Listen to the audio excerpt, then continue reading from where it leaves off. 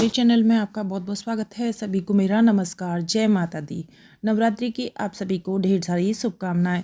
आज की वीडियो में हम जानेंगे कि जो ज्वारे का कलर होता है, जो रंग होता है, किस तरीके के आपके ज्वारे हुए हैं और उनका क्या संकेत होता है, किस तरीके के ज्वारे क्या संकेत रखती हैं, और अगर ज्वारे नहीं हुए हैं क्या यह शुभ या अशुभ संकेत है, या फिर ज्वारे जो होते हैं नवरात्रि में, जब नवरात्रि हो जाते हैं उसके बाद हम ज्वारों का क्या करें। तो ये सारी जानकारी हम इस वीडियो में जानेंगे। अगर आप चैनल पर नए हैं तो पहले चैनल को सब्सक्राइब करें।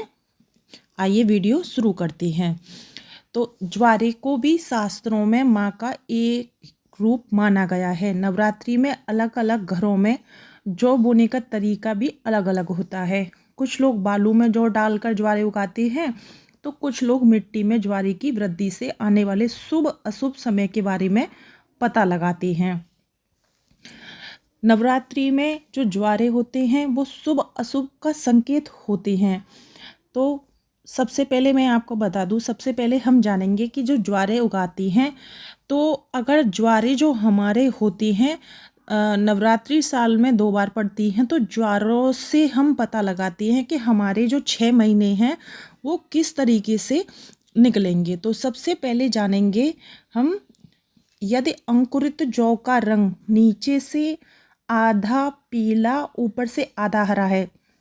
देखिए कुछ जौ ऐसे होती हैं जो नीचे से पीले दिखती हैं उगने पे और ऊपर से हरे रंग की दिखती हैं, तो माना जाता है कि साल का आधा समय अच्छा बीतेगा और आधा समय हमारा परेशानी में या खराब बीतेगा।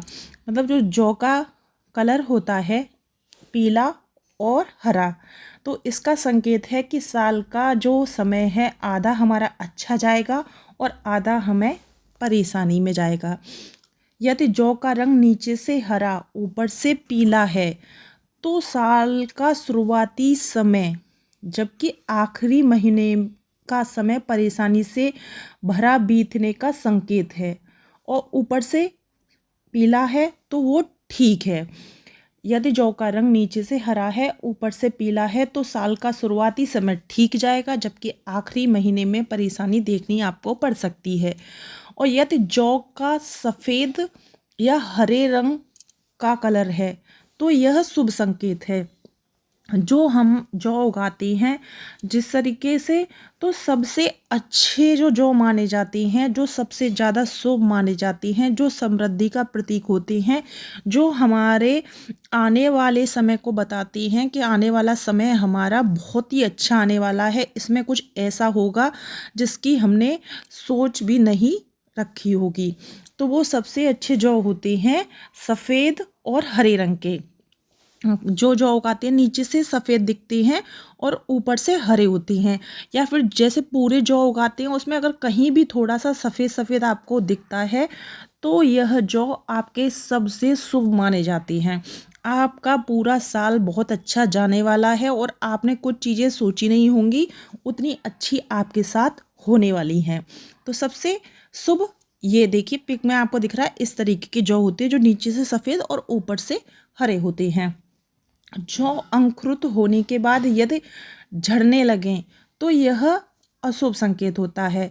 अशुभ, देखिए माँ तो कभी अशुभ करती नहीं है, लेकिन इसके माध्यम से माता रानी हमें बताती हैं कि हमारा आने वाला समय कैसे जाने वाला है। जौ बोने के 3 दिन बाद ही वो उगने लगें और हरे भरे हो जाएं तो यह बेहद शुभ माना जाता है, क्योंकि देखिए इसी से हमें पता चलता है कि हमारा आने वाला समय कैसे जाने वाला है। अगर हमारे जौ उग आए हैं और बहुत अच्छी है जैसे पिक में, तो आने वाला समय हमारा बहुत अच्छा है, और किसी कारणवश हमारे अच्छे नहीं हुए या नहीं हुए तो आने वाला समय परेशानी का हो सकता है। ज्वारे की वृद्धि तेजी से हो तो माना जाता है कि माँ दुर्गा की कृपा से घर में सुख समृद्धि आएगी। देखिए किसी किसी के जो नवरात्रि के 9 दिन होते हैं उसमें ज्वारे इतने बड़े हो जाते हैं, बहुत अच्छे, मतलब अच्छी खेती, मतलब अच्छी तरीके से खेती होती है उसके यहाँ। उसके ये आने वाले 1 साल बहुत ही अच्छा जाने वाला है, सुख समृद्धि का प्रतीक होते हैं, मतलब माता का पूरा आशीर्वाद होता है। ज्वारे के माध्यम से माता बताती हैं कि आपका यह साल बहुत ही अच्छा जाने वाला है। पीले रंग में उगने वाले जौ भी घर में खुशियों की दस्तक का संकेत होते हैं। देखिए कुछ जो ज्वारे हम उगाते हैं वो पीले कलर के दिखती हैं। आपने देखा होगा कुछ ज्वारे जो सामने से दिखती हैं हरे पीले से दिखती है, या पीले से पीले धूप में आप देखेंगे तो साफ पीला नज़र आएगा। तो वो जो होती हैं, तो इस साल आपके घर में किसी की शादी हो सकती है, घर में बच्चे हो सकते हैं, आपके घर में बहुत सारी खुशियाँ आ सकती हैं। तो जो पीला रंग होता है ज्वारे का, वो खुशियों का संकेत होता है। मतलब इस साल आपको बहुत सारी खुशियाँ मिलने वाली है। नवरात्रि के ऐसे ज्वारे जो देते हैं कठिन और शुभ समय का संकेत।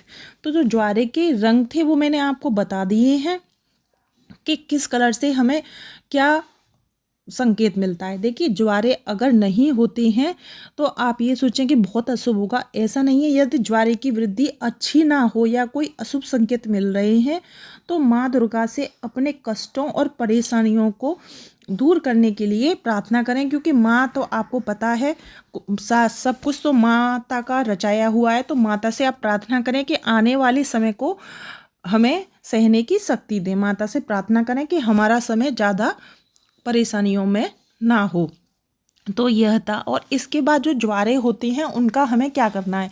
तो देखिए ये जो ज्वारे होते हैं नवरात्रि को उगाने वाले, तो इनको जब माता रानी को विदा करती हैं नवमी के दिन, तो शाम को इनको जौ को हाथ के हाथ नहीं उठाना चाहिए। शाम को जब ज्वारे कलश सभी को हम विदा करती हैं तो ज्वारे को हमें एक कलावा बांधकर रोली टीका लगाकर, माँ का ही रूप होते हैं तो विदा कर रहे हैं तो अच्छे से उन्हें पानी पिलाया जाए। सुबह आप उनको भोग लगाइए।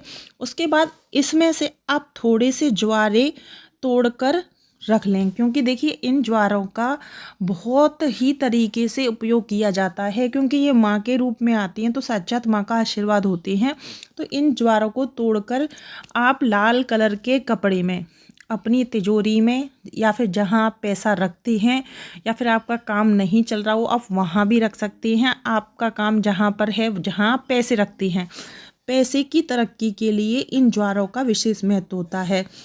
और ज्वारों को आप अगर लाल कलर के कपड़े में रखेंगे तो घर में अगर आने वाले 6 महीने रखती हैं, 6 महीने बाद तो हम फिर दोबारा से करती हैं, तो अगर घर में कोई बीमार पड़ता है या कोई परेशानी है या किसी गलत चीज़ पे पैर रख देते हैं, आपका बच्चा रो रहा है, चुप नहीं हो रहा है बीमार, इस तरीके से ये ज्वारे माता का आशीर्वाद होते हैं, तो माता का ही रूप होते हैं।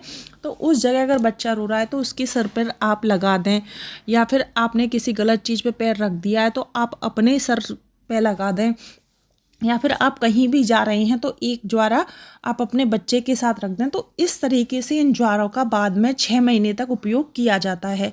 6 महीने बाद इनको जब हम दोबारा से ज्वारे उगाते हैं तो पुराने जो ज्वारे होते हैं उनको बहती हुई नदी में, जहाँ जैसे नदियाँ होती हैं, तालाब होते हैं, जैसे कुएँ होते हैं, वहाँ पर हम जल में प्रवाहित कर देते हैं। लेकिन आपको एक चीज़ याद रखनी है, जब भी आप ज्वारों का विसर्जन करें या 6 महीने बाद करें तो ऐसी जगह ना डालें जहां किसी का पैर पड़ता हो, क्योंकि ये माता रानी का प्रतीक होते हैं। अगर आप ऐसी जगह डालेंगे तो आपको दिक्कत हो सकती है, क्योंकि पैर पड़ने पे इनका अपमान हो जाएगा। तो आप ज्वारों का जब भी विसर्जन करें तो इस बात का मुख्य रूप से ध्यान रखें कि ज्वारों को ऐसी जगह विसर्जन करना है जहाँ पर पैर ना पड़ते हों, पवित्र चीज़ हो। तो कोशिश कीजिएगा बहती हुई नदी हो, शहर है वहाँ पे बहती हुई नदी नहीं होती है तो आप कुएं में कर सकते हैं, या फिर किसी मंदिर में करके आ सकते हैं। बहुत सी जगह तो मंदिर में रख के आ जाते हैं। अगर इस जगह करेंगे तो बहुत ही शुभ माने जाते हैं। तो इस बार जब ज्वारे आप विसर्जन करें तो थोड़े से ज्वारे अवश्य रखें, क्योंकि इनका इतना चमत्कारी उपयोग होता है जिसकी आपने सोची नहीं होगी। तो इस तरीके से ज्वारे का उपयोग आपको बाद में करना है। और किस कलर के ज्वारे क्या संकेत देते हैं वो तो मैंने आपको इस वीडियो में बता दिया है। वीडियो पसंद आई हो तो चैनल को सब्सक्राइब करें, वीडियो को लाइक शेयर अवश्य करें। माता रानी की कृपा आप सभी पे बरसती रहे।